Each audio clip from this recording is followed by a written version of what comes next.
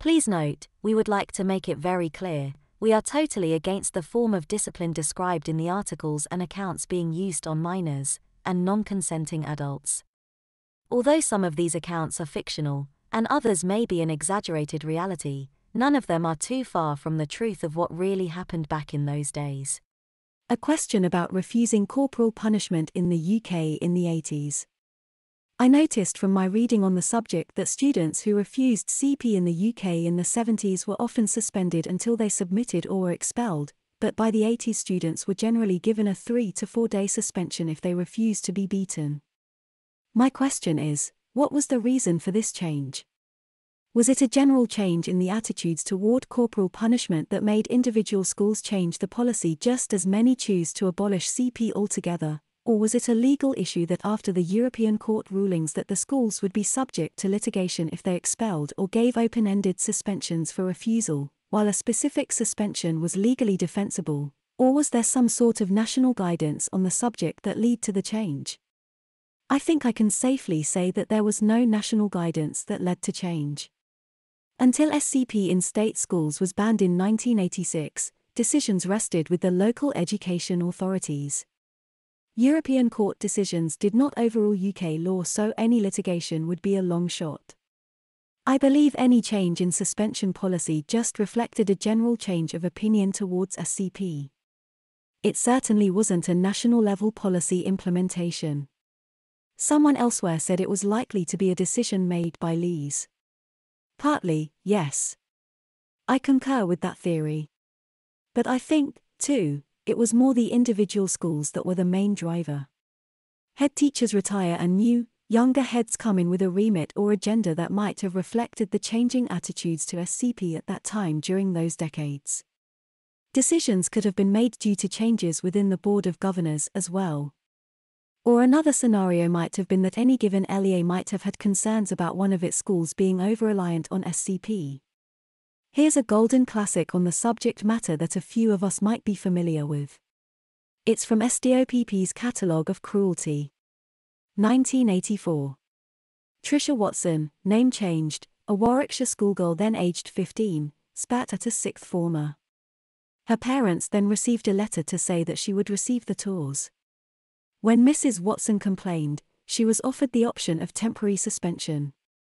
Trisha's mock O-levels were approaching and she could not afford to miss any schooling, so she reluctantly agreed to receive 2 strokes of the tours on her hands. This incident can also be found on pages 49 and 50 in Margaret Stone's book, The Corporal Punishment of Schoolgirls. I'd love more detail, but I don't have it. For example, was it Mrs. Watson who persuaded her daughter, Trisha, to get it over with and take the 2 strokes, rather than risk the results of her mocks? Or did Trisha make the decision to be torsed? And I wonder who carried this punishment out. You said above of the alleged torsing of Trisha Watson. I'd love more detail, but I don't have it. For example, was it Mrs. Watson who persuaded her daughter, Trisha, to get it over with and take the 2 strokes, rather than risk the results of her mocks? Or did Trisha make the decision to be torsed? And I wonder who carried this punishment out. If the alleged torsing featured in both Catalogue of Cruelty from Stop and The Corporal Punishment of Schoolgirls, then it probably never happened, as both books are works of fiction. That is not to say that essentially similar incidents did not occur, they probably did. The quoted incident, however, is most unlikely to be anything other than an invention of one book subsequently plagiarized by the other. I do disagree with you on your thoughts surrounding the Trisha Watson incident. Regarding Stop, it was very apparent what SDOPP's objectives were. How they went about achieving those objectives were at times questionable. But they were darn useful for getting facts, of that there is no question. I have said this many times before that SDOPP's 2 publications that housed the regulations of CP from Lees and that of individual schools that took the decision to respond to Stop cannot be distorted. If the schools or Lees had lied and had been proved to have lied, then there would have been repercussions. What would an LEA or school have achieved by lying to Stop? Conversely, if any given LEA or school had proved that Stop had distorted submitted regulations, then I think the organization would have been wholly discredited, especially by teachers and heads that had supported their views. I doubt it would have received any further information. Therefore, I think what is published in the aforesaid publications is the facts. We all know that, in the main, albeit for the court cases we all know so well, that if we look at girls, for example, they were either not subject to SCP or, if they were, it was a couple of strokes on the hand with a cane, or the slipper on the behind administered by female staff. If we look at those two books, then that is what is stated. However, they did try to manipulate in other ways. For example, with the use of emotive phraseology and words such as degrading, beatings and thrashings. Purple marks. They tried to make 2 reasonable strokes of the cane on the hand as something as bad as a judicial birching. Furthermore, and I shall pause here to say that I'm uncertain if this was indeed a Stop Anti-SCP promo, or it belonged to another anti-SCP group, but it relates to something that I saw on a local TV news program one tea time during the 1980s. I have mentioned this here before and nobody had seen it. This is an example of stop, or however, going for the lowest common denominator or going for the jugular. Sitting contently, watching the local news show, the issue of SCP was mentioned.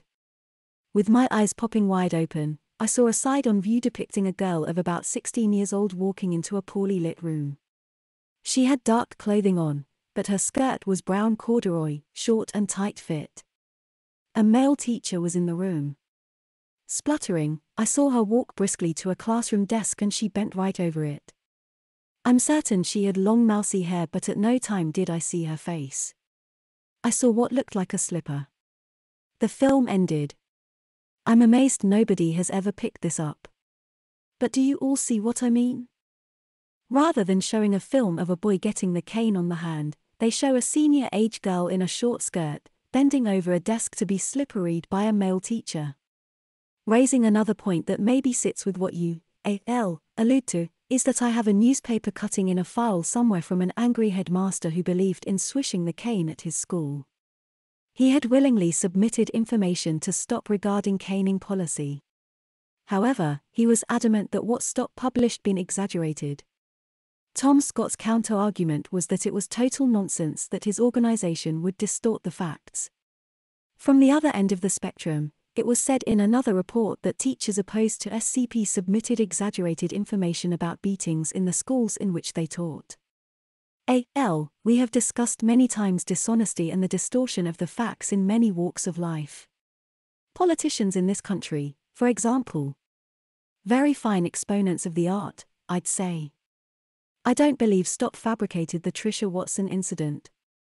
Maybe the parents and the girl didn't want their names disclosed. I guess, too, that's why the name of the school was not stated. You have to remember that Stop had a regular publication called Stop News. In it were many similar snippets to the Trisha Watson incident, of which I shall give examples anon. The magazine would house lots of information and updates. Why should they need to make up incidents? Some submitted names, others didn't. Regarding Margaret Stone's The CP of Schoolgirls, I did buy a copy at the time. Yes, I enjoyed some of her ramblings. But the reality is that all the information she has gathered has been found in Stop, newspapers, and other publication, and anybody here on this esteemed forum, who has a similar collection, could have put that book together. Agreed. Just some more snippets to finish with. Hannah McGrath, a 15-year-old pupil at St John's RC Secondary School in Liverpool, was given 2 strokes on her hand in 1984 for fighting with another girl. Stop News. April-May 1984. *****. The mother of a girl at a school in the London borough of Redbridge told Stop.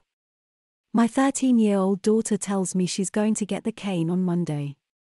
Another girl insulted her, and my daughter got involved in a fight. A most interesting item, not because of the assault on the unfortunate schoolmaster by the mother and her son, whom the schoolmaster had caned for absenting himself from a maths lesson. The stupid, ignorant and violent are ever present regardless of date, and 1903 was no exception. No, the interest lies in the size of the class the schoolmaster was teaching when he was assaulted. His class was 80 children, and they didn't have teaching assistants in those days. What, I wonder, Would modern teachers make of that? I have encountered young teachers who have refused to believe that the classes throughout my junior school days in the early 1950s were consistently over 50 pupils and that one unassisted teacher managed them so 80 would probably be totally beyond their comprehension. Why do you assume the mother who valiantly defended her child was either stupid or ignorant? I would say defending your child even at possible legal jeopardy expresses the highest virtues of maternal care. As for violent, who is to say if these individually were generally violent or only driven to extreme necessity by the cruel circumstances imposed upon them by this brute of a schoolteacher? As you know, I have high regard for your opinions. I suspect that we shall have to agree to differ, but I will explain why I regard the mother as stupid and ignorant. Note also that the court took the view that she was culpable, found her guilty and fined her for assault. I think we must first consider the time, 1903. In the UK at that time SCP was pretty universal. Classes were large and order was maintained by classroom CP. Quick, minimum disruption to other students, and often effective in achieving at least some of the desired effects. Pretty much the same situations still subsisted during my primary education in the late 1940s and early 1950s, although classes were a bit smaller by then. That doesn't make SCP right today in the UK in a very different world, but we must consider the historical context. Where parents disagreed with SCP, some did, but not many. The acceptable and reasonable recourse open to them was discussion with the school. Assaulting the teacher does not constitute discussion, reasonable or otherwise. Further allowing her son to assist in the assault was merely encouraging him in behavior which could only result in further future punishment.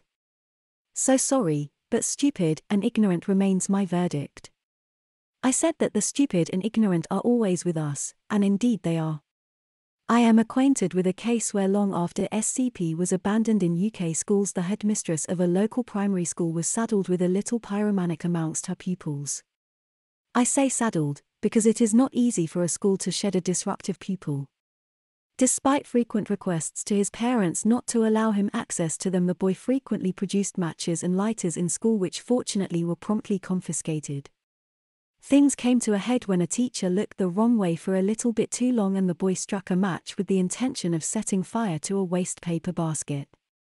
The teacher did the only thing possible, grabbed him and removed the match and the danger. The parents were called, but instead of expressing horror and regret they stormed into the school threatening to assault the headmistress if anyone had laid a finger on their son. Fortunately she kept her head and instructed a member of staff to call the police, whereupon the parents beat an abusive retreat taking the son with them. No action was taken, but happily for the headmistress of my acquaintance the boy was moved to another school. Now in my opinion those parents were of very much the same ilk as the mother in the 1903 case, stupid and ignorant.